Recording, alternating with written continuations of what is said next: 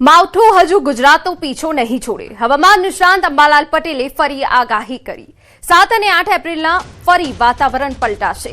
ઉત્તર પૂર્વ મધ્ય અને સૌરાષ્ટ્રના ભાગોમાં ભારે પવન સાથે વરસાદની શક્યતા. આગામી દિવસોમાં ભારે પવન સાથે વરસાદની આગાહી.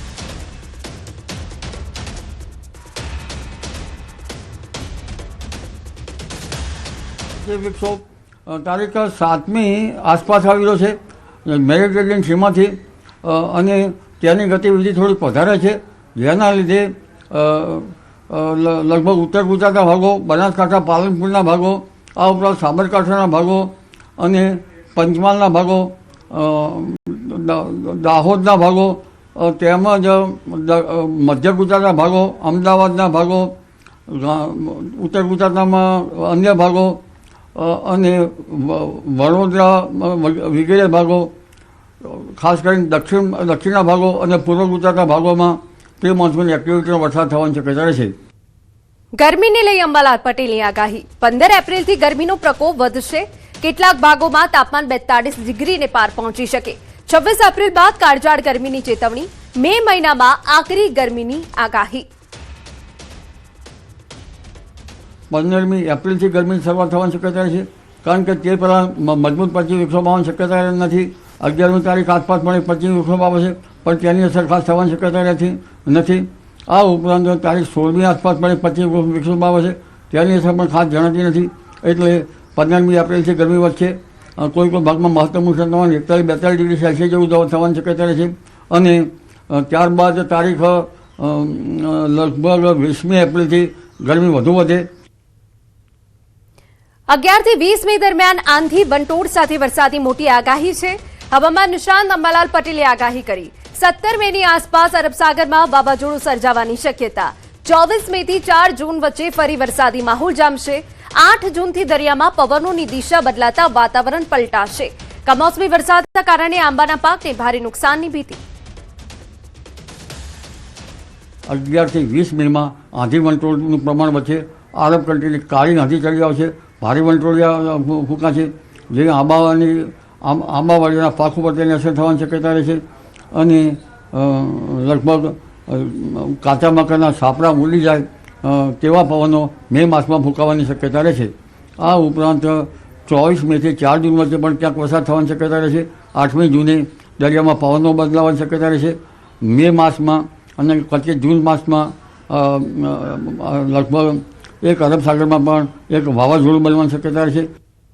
કમોસમી વરસાદને લઈ હવામાન વિભાગની આગાહી.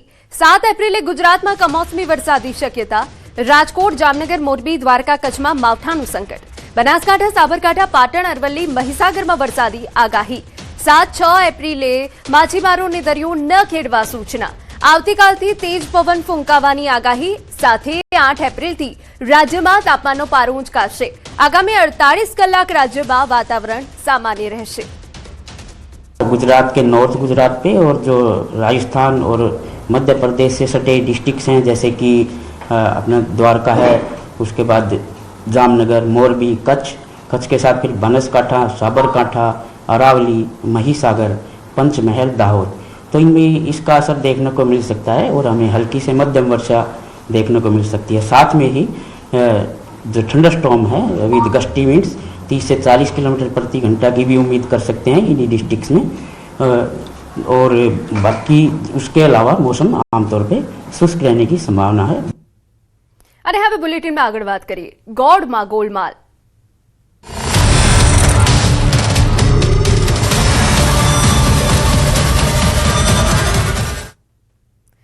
મહેસાણાની બજારમાં ફરી ભેળસેડિયા સક્રિય થયા છે. આ વખતે તો ભેળસેડિયાએ લોકોને ગોળના નામે મીઠું અને ધીમું ઝેર પીરસ્યું છે. મહેસાણામાંથી ફૂડ વિભાગે સિન્થેટિક ફૂડ કલરવાળો ગોળ ઝડપી પાડ્યો.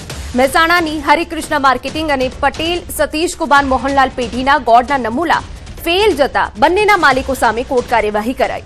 થોડા સમય પહેલા ફૂડ વિભાગે લીધેલા રસમલાઈ અને પોપટ છાપ ગોળના નમૂના ફેલ નીકળ્યા હતા. તપાસ દરમિયાન બંને ગોળમાંથી સિન્થેટિક કલરની માત્રા મળી આવી છે. દાવો છે કે આ સિન્થેટિક કલરવાળો ગોળ ખાવાથી લોકોના લીવર અને કિડની પર ગંભીર અસર થઈ શકે છે. ત્યારે સવાલ ઉઠ્યા કે હવે માફિયાઓ રૂપિયા માટે માણસોને મારશે. કેટલા સમયથી ગોળનો ગોરખધંધો ચાલતો એક આ સવાલ છે. દેશી ગોળના નામે અત્યાર સુધી લોકોને ધીમું ઝેર અપાયું. ગોળ માફિયાઓ લોકોના લીવર કિડની ફેલ કરશે, આ સૌથી મોટો સવાલ છે. લોકોના સ્વાસ્થ્ય સાથે ચેડા કરનારા ગોળ માફિયાઓ વિરુદ્ધ તંત્ર દાખલારૂપ કાર્યવાહી ક્યારે કરશે, દંડ આપશે કે નહીં, તે પણ અહીંયા સવાલ છે. લોકોની માંગણી છે કે આરોપીઓના લાયસન્સ આજીવન રદ કરી દેવા જોઈએ. ગુજરાતમાં નકલી વસ્તુઓનો કારોબાર દિવસે ને દિવસે ચિંતાજનક રીતે વધી રહ્યો છે. નકલી ઘી, તેલ અને નકલી અધિકારીઓ બાદ હવે બીડીમાં પણ નકલીનો ઝેરી ધુમાડો ફેલાયો છે. જૂનાગઢના કેશોદમાંથી આવી જ એક ચોંકાવનારી ઘટના સામે આવી, જ્યાં પોલીસે લાખો રૂપિયાના નકલી બીડીના જથ્થા સાથે એક શખ્સને ઝડપી લીધો. સાબડે વાધીરે એન્ડ કંપની પ્રાઇવેટ લિમિટેડના ફિલ્ડ ઓફિસર જીતેન્દ્રભાઈ જેઠવાએ શંકાસ્પદ હલચલ અંગે માહિતી મેળવી હતી. કંપનીના ટ્રેડમાર્કનો ગેરઉપયોગ કરી નકલી રેપર બનાવી તેમાં હલકી ગુણવત્તાની બીડી ભરીને બજારમાં વેચાઈ રહી હોવાની ચોક્કસ બાતમી મળી હતી. ગ્રામ્ય વિસ્તારમાં ફેરિયાઓ મારફતે આ નકલી માલ પધરાવવામાં આવતો હતો. આ માહિતીના આધારે કંપનીના કર્મચારીઓએ પોલીસનો સંપર્ક કર્યો અને સંયુક્ત રીતે વોચ ગોઠવી છટકું ગોઠવ્યું. પોલીસ અને કંપનીના પ્રતિનિધિઓ દ્વારા કેશોદ વેરાવળ રોડ પર શંકાસ્પદ ઇકો કારને રોકી તપાસ કરવામાં આવી. તપાસ દરમિયાન કારમાંથી મોટી માત્રામાં નકલી બીડીનો જથ્થો ઝડપાયો. ઇકો જે અમને નંબર અગાઉથી મળેલો હતો, ઇકોની અમે રોકીને અટક કરી. તો એમાં ચેક કરતા સાબડે બીડીના 136 પેકેટ એટલે કંપનીના નિયમ અનુસાર 3 કાર્ટૂન અને રાજકમલ બીડીના 170 પેકેટ એટલે કંપનીના નિયમ અનુસાર 3 કાર્ટૂન, કુલ મળી અને 6 કાર્ટૂન જેટલો મુર્દા માલ પકડેલ છે. રાજકમલ બીડીના પેકેટ નંગ 107 તેમજ સાબડે સંભાજી બીડીના પેકેટ નંબર નંગ 136 તેમજ ઇકો 4 વ્હીલ રૂપિયા 2 લાખની અને એમ કુલ મુદ્દામાલ 3,12,298નો મુદ્દામાલ કેશોદ પોલીસની સાથે રાખી કબજે કરેલ છે. અને ફરિયાદી જીતેન્દ્રભાઈ બાલકિશન જેઠવા કે જેઓ સાબડે કંપનીના ફિલ્ડ ઓફિસર છે મહારાષ્ટ્રની, તેઓએ આ કામે ગુનો દાખલ ફરિયાદ આપી અને જે બાબતનો ગુનો કેશોદ પોલીસે દાખલ કરેલ અને આગળની તપાસ હાથ ધરેલી છે. સમાચાર અમદાવાદમાંથી. મેમનગરમાં ફૂડ પોઈઝનિંગની ઘટના. ગર્લ્સ હોસ્ટેલમાં ભોજન બાદ 60 યુવતીઓને અસર થઈ. સ્ટર્લિંગ હોસ્પિટલમાં તમામ અસરગ્રસ્તોને સારવાર અપાઈ રહી છે. ગઈકાલે બપોરે ભોજન બાદ યુવતીઓની તબિયત લથડી હતી. ઘટનાને પગલે ફૂડ વિભાગે તપાસ હાથ ધરી. હોસ્ટેલમાં બપોરે 400થી વધુ લોકોએ લીધું હતું ભોજન. જમ્યા બાદ બપોરે યુવતીઓની અચાનક તબિયત લથડી. એએમસી ફૂડ વિભાગે ભોજનના સેમ્પલ લઈને વધુ તપાસ હાથ ધરી. હાલ 21 અસરગ્રસ્તો સારવાર હેઠળ, 3 ડિસ્ચાર્જ કરાયા. 18 અસરગ્રસ્ત યુવતીઓની હાલ ઓબ્ઝર્વેશનમાં રખાઈ હોવાની વિગત.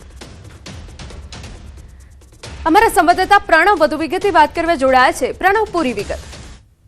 આ ચોક્કસ મેમનગર ખાતે આવેલી જે એસપી હોસ્ટેલ છે તેમાં ફૂડ પોઈઝનિંગની આ ઘટના બની છે. તેની અંદર 400થી વધુ જે વિદ્યાર્થીનીઓ હતી તેઓએ ત્યાં ભોજન લીધું. તે સમય દરમિયાન આ ઘટના બની હતી અને હાલ જે કહી શકાય કે જે 57 જે ગર્લ્સ હતી તેઓને ટ્રીટમેન્ટ માટે હોસ્પિટલમાં દાખલ કરાઈ હતી ખાનગી હોસ્પિટલની અંદર. તેમાંથી 21 જે વિદ્યાર્થીઓ છે તેને હોસ્પિટલમાં દાખલ કરવામાં આવી છે. 3 લોકોને ડિસ્ચાર્જ કરવામાં આવ્યા છે અને 18 જેટલી જે વિદ્યાર્થીઓ છે તેને હાલ ઓબ્ઝર્વેશનમાં રાખવામાં આવી રહ્યા છે અને બીજા અન્યને પ્રાથમિક જે સારવાર છે જે તે આપવામાં આવી રહી છે. પરંતુ ચોક્કસ એ કહી શકાય કે મેમનગરમાં આવેલી આ એસપી હોસ્પિટલ જે હોસ્ટેલ છે તેમાં ફૂડ પોઈઝનિંગની ઘટના બની છે. હાલ એએમસીની જે ટીમ છે ત્યાં પહોંચી છે. એએમસીની ટીમ દ્વારા તપાસ કરવામાં આવી રહી છે. શા કારણોસર આ ફૂડ પોઈઝનિંગ થયું છે અને આગળની શું કાર્યવાહી કરવી હોય તેને લઈને ફૂડ વિભાગ છે તે હાલ જે પોતાના પગલા છે તે હાલ લઈ રહી છે. બિલકુલ પ્રણવ, ખૂબ મોટી ઘટના બની છે કે 400થી વધુ લોકોએ ભોજન લીધું અને ત્યારબાદ યુવતીઓની આ તબિયત લથડી છે. હોસ્ટેલ વિરુદ્ધ હવે શું તજવીજ હાથ ધરવામાં આવી છે ને આ પહેલા આવી કોઈ ઘટના બની છે કે નહીં તે પણ એક તપાસનો વિષય રહેશે. ચોક્કસ આ મેમનગરની સૌથી પ્રસિદ્ધ જે કહી શકાય કે એસપી હોસ્ટેલ છે તેમાં વિદ્યાર્થીઓને મોટા પ્રમાણમાં સમગ્ર ગુજરાતમાંથી આવતી હોય છે, ત્યાં ભણતી હોય છે અને રહેતી હોય છે. એટલે જે હોસ્ટેલમાં જે ભોજન પીરસતા હોય છે તે 400થી વધુ જે ત્યાંની જે હોસ્ટેલમાં રહેનારી જે વિદ્યાર્થીઓ છે તેઓએ આરોગ્ય હતું અને એ દરમિયાન જ આ ઘટના બની હતી અને તેમાંથી 30 થી 40 જેટલી જે વિદ્યાર્થીઓ તેને ઇફેક્ટ પડી હતી. તેનો તાબડતોબ હોસ્પિટલમાં દાખલ કરવામાં આવ્યું છે. તેને લઈને આરોગ્ય વિભાગ પણ હરકતમાં આવ્યું છે એએમસીનું અને એએમસીનું આરોગ્ય વિભાગ હાલ ત્યાં તપાસ પણ કરી રહી છે અને જે પણ જરૂરી પગલાં લેવાના હોય તે પગલાં છે અમદાવાદ મહાનગરપાલિકાનું ફૂડ વિભાગ છે તે લઈ રહ્યું છે અને કોઈ જવાબદાર લાગશે તો ચોક્કસપણે તેના સામે વિરુદ્ધ કાર્યવાહી પણ કરશે, દંડાત્મક કાર્યવાહી પણ કરશે. પરંતુ સાથે જ જે તમામ જે વિદ્યાર્થીનીઓ છે તે વિદ્યાર્થીઓને હાલ સારવાર માટે હોસ્પિટલ ખસેડવામાં આવ્યું છે. તેઓની હાલ સારવાર પણ ચાલી રહી છે. જોકે કોઈ મેજર કોઈ જે કહી શકાય કે તે પ્રકારની કોઈ વિદ્યાર્થીની સાથે અસર નથી જોવા મળી રહી, પરંતુ હાલ તમામ લોકો ઓબ્ઝર્વમાં છે તેને દાખલ કરવામાં આવ્યા છે. બિલકુલ. પ્રણવ, એએમસી ફૂડ વિભાગ તરફથી કોઈ સ્પષ્ટતા આપવામાં આવી છે અત્યાર સુધી? એએમસી તરફથી જે સ્પષ્ટતા આવી છે તેમાં કહેવામાં આવ્યું છે કે જે એએમસીના જે ફૂડ અધિકારી છે ડોક્ટર તેજસ શાહ, તેઓએ સ્પષ્ટપણે કહ્યું છે કે 57 એટલે 57 જેટલી ગર્લ્સની હાલ ટ્રીટમેન્ટ ચાલી રહી છે. તો સાથે તેમાં 21 જેટલી જે વિદ્યાર્થીઓ હતી તેની જે એડમિટ હાલ સંપૂર્ણ રીતે હોસ્પિટલમાં કરવામાં આવી રહ્યા છે. 3 લોકોને ડિસ્ચાર્જ આપવામાં આવ્યું છે અને 18 જેટલી જે વિદ્યાર્થીઓ છે તેને ઓબ્ઝર્વેશનમાં રાખવામાં આવ્યા છે અને બીજા અન્ય લોકોને ઓપીડી જે કહે છે કે બેઝિક સારવાર છે તે હાલ આપવામાં આવી છે. એટલે ચોક્કસ કહી શકાય કે મહાનગરપાલિકાનું ફૂડ વિભાગ હરકતમાં આવ્યું છે અને તે કાર્યવાહી પણ અત્યારે કરી રહી છે. બિલકુલ. પ્રણવ, તમામ વિગતો બદલ ખૂબ ખૂબ આભાર આપનો. તો જે રીતે મેમનગરમાં ફૂડ પોઈઝનિંગની આ ઘટના બની છે, 400થી વધુ લોકોએ ભોજન લીધું હતું અને જે બાદ 60 યુવતીઓને અસર થઈ હોવાની વિગત, એએમસીનું ફૂડ વિભાગ હરકતમાં આવ્યું.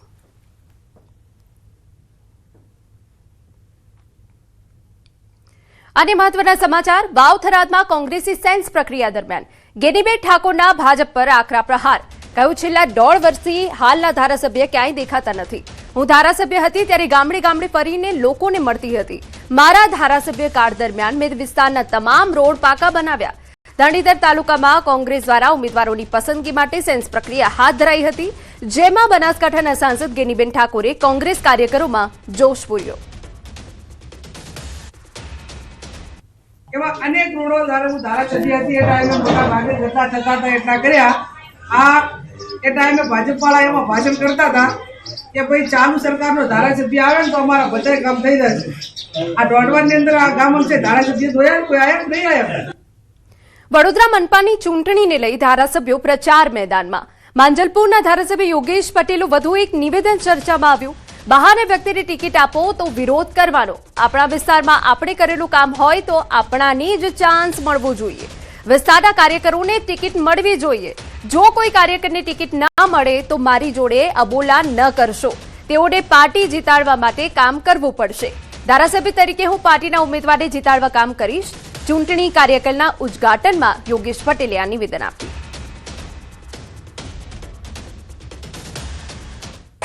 બહારથી કોઈ આવે તો લડવાનું હોય, આપણે બધા વિરોધ કરવાનો. આજે જો ભાઈ મહેનત આપણે કરી છે, આપણે બધે ફર્યા છે, આપણે મોટરો બસ ભરી છે, આપણે બધું જે પાર્ટીએ જે કીધું છે આપણે કર્યું, તો આપણાને ચાન્સ મળવો જોઈએ. અને મહત્વના સમાચાર, જૂનાગઢના ગીચ કડિયાવાડ વિસ્તારમાં લક્ષ્મી એપાર્ટમેન્ટના રવેશનો એક ભાગ ધરાશાયી થતા એક મહિલાને ગંભીર ઈજા પહોંચી. આ ઘટનાએ મનપાની જર્જરિત ઇમારતો સામેની કાર્યવાહીના દાવાઓની પોલ ખોલી દીધી. બિસ્માર રસ્તાઓના કારણે ઈજાગ્રસ્ત મહિલા સુધી એમ્બ્યુલન્સ પણ પહોંચી શકી ન હતી, જેના કારણે સ્થાનિકોમાં તંત્ર અને ચૂંટાયેલા પ્રતિનિધિઓ સામે ભારે રોષ જોવા મળ્યો.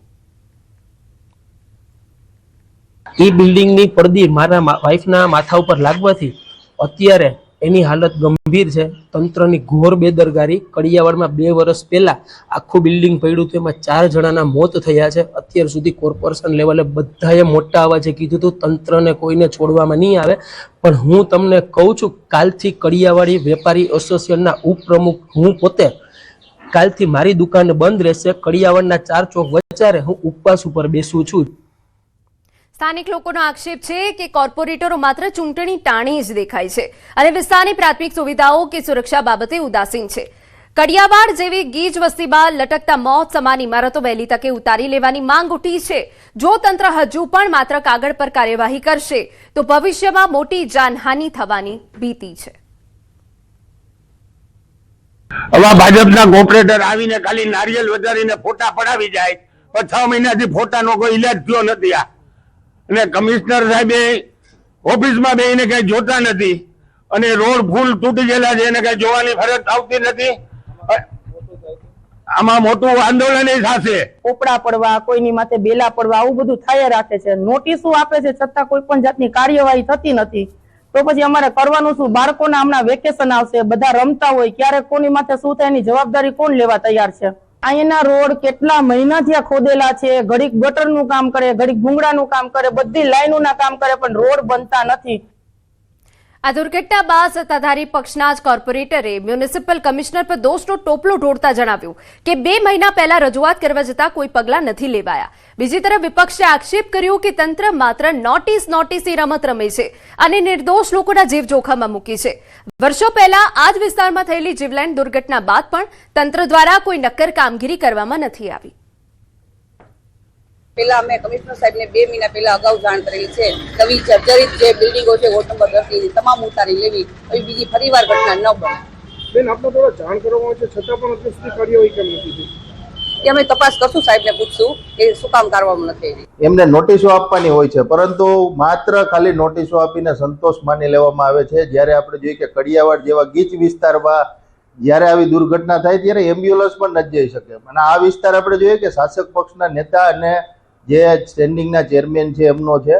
જ્યારે આવડા મોટા 2 પદાધિકારીઓ જ્યારે ત્યાં એ વોર્ડમાં હોય ત્યારે આ વોર્ડની આવી હાલત આપણે જોઈએ કે આ રસ્તા બાબતેથી માંડીને તમામ બાબતે આપણે જોઈએ કે ખુદ શાસકોના વોર્ડમાં જ આવી ગંભીર ઘટનાઓ થાય છે. મ્યુનિસિપલ કમિશનરે સ્વીકાર્યું છે કે આ ઇમારતને 2023માં જ રિપેરિંગની નોટિસ અપાઈ હતી, છતાં 3 વર્ષ સુધી ફોલોઅપ લેવાયું ન હતું. હાલ શહેરમાં 111 મિલકતોને રિપેરિંગ અને 100થી વધુને ઉતારી લેવાની નોટિસ અપાઈ હોવાનું જણાવાયું છે. જોકે તંત્ર ફરી એકવાર નવા સર્વે અને નોટિસ આપવાની વાત કરી રહ્યું છે, જેનાથી જર્જરિત ઇમારતોનો ભય દૂર થશે કે કેમ તે મોટો પ્રશ્ન છે. 112 રિપેર કરવા લાયક જે બિલ્ડિંગ હોય એને નોટિસ આપેલી છે, જેમાં આનો પણ સમાવેશ થાય છે. અને 111 જે છે એ આપણે હાઉસિંગ બોર્ડના જે જૂના મકાનો છે એને આપણે નોટિસ આપેલી છે. એને પણ મરામત અથવા તો જર્જરિતમાં નોટિસ આપેલી છે. એટલે આ મિલકતને અગાઉ આપણે નોટિસ આપેલી છે, એમાં અત્યારે રહેવાસીઓ રહે છે. અને જ્યારે રિપેર કરવાની નોટિસ આપવામાં આવે એટલે આપણને જ્યારે રિપેર કરીને એ લોકો જણાવતા હોય છે. સમાચારમાં આગળ વધીએ. સાંસદ મનસુખ વસાવા ફરી પોતાના જ નેતાઓ સામે જ લાલઘૂમ થયા. નેત્રંગમાં જિલ્લા પંચાયતી જગ્યાએ શોપિંગ સેન્ટર બનાવવાના પ્રસ્તાવ સામે સાંસદે આકરા પ્રહાર કર્યા. તેમણે કહ્યું કે જનતાને અત્યારે શોપિંગ સેન્ટર કરતા સુવિધા સજ્જ બસ સ્ટેન્ડની વધુ જરૂરિયાત છે. મનસુખ વસાવાએ અત્યંત ગંભીર આક્ષેપ કરતા કહ્યું કે શોપિંગ સેન્ટર બનાવવા પાછળ માત્ર ટકાવારી મેળવવાનો ખેલ ખેલાઈ રહ્યો છે. તેમણે પક્ષના નેતાઓની ટકોર કરી હતી કે બીજી રાજકીય પાર્ટીઓની નકલ કરી માત્ર શોપિંગો બનાવવાને બદલે લોકહિતના કામો પર ધ્યાન આપવું જોઈએ, કારણ કે શોપિંગ સેન્ટર એ લોકોના હિતનું કામ નથી. બધે સેલંબા જેવું અહીંયા આપણે બનાવવાનું, ડેડિયાપાડાથી થોડું નાનું, એટલે બહારની જે બસો આવે રોડ ટચ થઈ જાય, અંદર જાય અને પેલો ડ્રાઈવર અને કંડક્ટર ને ચા પાણી કરી શકે, આરામ કરવો હોય તો એ પ્રકારની બધી સુવિધા હોય. એમાં તો બધી નક્કી થઈ ગયું. આ જિલ્લા પંચાયત વાળાએ આપણા ધારાસભ્ય બધા ભેગા થઈ ને શોપિંગ બનાવવાના, લોકોના હિતનું કોઈ કામ કરવાનું. તે આ શોપિંગ સેન્ટર એટલે લોકોના હિતનું કામ છે. સેટિંગ છે, ટકાવારી વાળા બધા ધંધો કરે છે. જે કોંગ્રેસમાં ચાલતું, જે બીટીપીમાં ચાલતું, તે ભાજપમાં ચાલવા માંગે છે. જે કોંગ્રેસમાં ચાલતું હતું, બીટીપીમાં ચાલતું હતું, આ શોપિંગ સેન્ટરો બનાવી, તે હવે ભાજપમાં બધું ચાલવા થયું છે. આપણે એ ચલાવવાનું છે. મનસુખ વસાવા કોઈ દિવસે નહીં ચલાવે. સમાચારમાં આગળ વધી. વલસાડ જિલ્લામાં સ્થાનિક સ્વરાજ્યની ચૂંટણીઓ પૂર્વે ઉમરગામ તાલુકાની દહેરી તાલુકા પંચાયત બેઠક પર મતદાર યાદીમાં મોટો છબરડો સામે આવ્યો છે. આ બેઠકના અંદાજે 1400 જેટલા મતદારોના નામ ગાયબ થઈને બાજુની દહાડ બેઠકની યાદીમાં નોંધાઈ જતા સ્થાનિક રાજકારણમાં ખળભળાટ મચી ગયું છે. સ્થાનિક કામગીરી અને ચોકસાઈના દાવાઓ વચ્ચે થયેલી આ ગંભીર બેદરકારીને કારણે ચૂંટણીના પરિણામો પર વ્યાપક અસર પડવાની ભીતિ સેવાઈ રહી છે. એ વિસ્તારના નામો મતદારની લિસ્ટમાંથી સીધા દેહરી ગામમાંથી છોડીને દહાડ ગામમાં ચાલી ગયા, બાજુના ગામમાં ચાલી ગયા. અમારા 1400 જેટલા મતદારો છે એ બધા વંચિત રહી જશે. આવું નહીં થઈ, પાછું લિસ્ટ એ નહીં કરે, લેવામાં નહીં આવશે તો અમે બધા 1400 મતદારો મતથી વંચિત થઈ જશું. અમને આ દહાડ ગામ બહુ લાંબુ પડે છે. અને આ તો મત ક્યાં આપતા અને હવે ક્યાં? પહેલા અમારે સ્થાનિક અહીંયાની બાજુની જ અમારી સ્કૂલ છે એમાં જ આપતા હતા, જેથી અમને 100 મીટર જ જવું પડતું. હવે અમને 5 કિલોમીટર દૂર જવું પડશે મત આપવા માટે. હવે પછી જાણવામાં આવ્યું છે કે અહીંથી લગભગ 5 થી 6 કિલોમીટર દૂર દાડ જે ગામ છે તો ત્યાં બગરિયા એરિયા, ભીંડિયા, ભંડારવાડ, પતરાગઢ અને રામવાડી આ વિસ્તારના જેટલા લગભગ 1400 થી 1500 જે મતદારો છે એમને ત્યાં શિફ્ટ કરવામાં આવેલા છે એવી જાણ મળી છે. અને એ લગભગ આમથી 5 થી 6 કિલોમીટર દૂર પડે છે, જેથી અહીંથી એટલા દૂર મતદાન કરવા માટે અમને જવું પડશે. એટલે અમારી માંગણી એ છે કે જે વર્ષોથી ચાલતું આવેલું છે કે જે જગ્યામાં અમે રહીએ છીએ અને જે સ્કૂલના અંદર અમે મતદાન કરીએ છીએ તો જૈસે ઠેરે હોવા જોઈએ. આ મામલે દેહરી ગ્રામ પંચાયત ઉપસરપંચ સહિત અગ્રણીઓએ મામલતદારને લેખિત રજૂઆત કરી તાત્કાલિક સુધારો કરવા માંગ કરી છે. મતદારોમાં વધતી નારાજગી વચ્ચે ઉમરગામ મામલતદારે ઉચ્ચ કક્ષાએ રજૂઆત કરી હોવાનું અને ટૂંક સમયમાં જ આ ટેકનિકલ ભૂલ સુધારી લેવામાં આવશે તેવી ખાતરી આપી છે. મતદારો જે વર્ષોથી દેહરી ગામના છે, આ બધા મતદારો દહાડ તાલુકા પંચાયત, 3 દહાડ તાલુકા પંચાયતની બેઠકમાં આ બધા નામો જતા રહ્યા છે. આ બાબત અમારા ધ્યાન પર આવતા અમે ઉમરગામના મામલેદાર સાહેબને કે ભાઈ આ ભૂલ જે થઈ છે તંત્રથી તે સુધારવા માટે વિનંતી કરી છે કે જેથી કરીને કોઈ પણ મતદાર મતદાનથી વંચિત નહીં રહે. તો તાત્કાલિક આ મતદાર યાદીમાં સુધારો કરવા માટે અમે અમારી રજૂઆત કરી છે. સમાચારમાં આગળ વધીએ તો અમદાવાદના ઠાકોરભાઈ હોલ ખાતે યુથ કોંગ્રેસ દ્વારા યુએસ ટ્રેડ ડીલ રદ કરો કાર્યક્રમ યોજાયો. આ સંમેલનમાં કોંગ્રેસના રાષ્ટ્રીય પ્રભારી મનીષ શર્મા અને યુથ કોંગ્રેસના રાષ્ટ્રીય પ્રમુખ ઉદય ભાનુ ચીબ ખાસ ઉપસ્થિત રહ્યા હતા, જેમનું કાર્યકર્તાઓએ ઢોલ નગારાના નાદ સાથે સ્વાગત કર્યું. આ પ્રસંગે નેતાઓએ જણાવ્યું હતું કે યુએસ ટ્રેડ ડીલ લાગુ થવાથી ગુજરાત સહિત સમગ્ર દેશના ખેડૂતોને આર્થિક રીતે મોટું નુકસાન સહન કરવાનો વારો આવશે. तो देशी मूवमेंट था. जब हमने बाहर के कपड़ों को, बाहर की चीजों को बायकॉट किया था, तो यहाँ के किसान, चाहे वो सौराष्ट्र के हो, कच्छ के हो या मध्य गुजरात के हो, उन्होंने कपास से देश के लोगों को कपड़ा देने का, उनके शरीर ढकने का काम किया था. और आज जो यूएस ट्रेड डील हुई है, इससे कपास के जो हमारे किसान हैं, गुजरात के किसान हैं, पूरे देश के किसान हैं, उनको उनका कमर तोड़ने का काम ये बीजेपी सरकार कर रही है. સમાચાર જૂનાગઢમાંથી બિલખા રોડ પર સિંહની પજવણીની અત્યંત નિંદનીય ઘટના સામે આવી, જેના કારણે વન્યજીવ પ્રેમીઓમાં ભારે રોષ જોવા મળ્યો. અસામાજિક તત્વો દ્વારા સિંહ પર ટોર્ચનો પ્રકાશ ફેંકી પથ્થરમારો કરી તેને ઉશ્કેરવાનો પ્રયાસ કરાયો, જેના પરિણામે સિંહણ વિફરી હતી. આ ઘટનાનો વિડીયો સોશિયલ મીડિયા પર વાયરલ થતા વન વિભાગની કામગીરી અને સિંહોની સુરક્ષા સામે ગંભીર સવાલો ઉભા થયા. સ્થાનિકો અને પર્યાવરણવાદીઓએ પજવણી કરનાર તત્વો સામે કડક કાર્યવાહી કરવાની માંગ કરી. સમાચાર રાજકોટમાંથી ધોરાજીમાં આખલાનો આતંક. ધોરાજીના પાલાવડ વિસ્તારમાં આખલા યુદ્ધ. જાહેર માર્ગ પર આખલા યુદ્ધથી રાહદારી અને વાહન ચાલકોમાં ભયનો માહોલ. આખલા યુદ્ધના કારણે પાર્ક વાહનોમાં ભારે નુકસાન. મુખ્ય રસ્તા પર આખલાઓ બાખડતા સર્જાયો ટ્રાફિક જામ. રખડતા ઢોર મુદ્દે તંત્ર સામે લોકોમાં ભારે રોષ. અન્ય સમાચાર કે જ્યાં પંચમહાલ જિલ્લાના ઘોઘંબા નજીક જંગલ વિસ્તારમાંથી એક મૃત્યુ પામેલ અને એક ઇજાગ્રસ્ત બાળ દીપડા મળી આવ્યા છે. સેમલિયા ગામ નજીક આવેલા બારિયાફળીના જંગલ વિસ્તારમાંથી 2 બાળ દીપડા મળી આવ્યા, જેમાં એકનું મોત નીપજ્યું અને બીજું ઇજાગ્રસ્ત થયું. જંગલમાંથી પસાર થઈ રહેલા સ્થાનિક ગ્રામજનોએ આ જોતા તાત્કાલિક વન વિભાગની જાણ કરી, જેના પગલે વન અધિકારીઓ ઘટનાસ્થળે પહોંચી મૃત બાળ દીપડાના મૃતદેહને પોસ્ટમોર્ટમ માટે મોકલવામાં આવ્યો, જ્યારે ઇજાગ્રસ્ત બાળ દીપડાને વધુ સારવાર અર્થે રેસ્ક્યુ વાન મારફતે ખસેડવામાં આવ્યો. પ્રાથમિક તપાસમાં સામે આવ્યું કોઈ પુખ્ત દીપડાએ આ બંને બાળ દીપડા પર હુમલો કર્યો હોઈ શકે. જો કે આ ઘટનાનું ચોક્કસ કારણ જાણવા માટે વન વિભાગે તપાસ હાથ ધરી.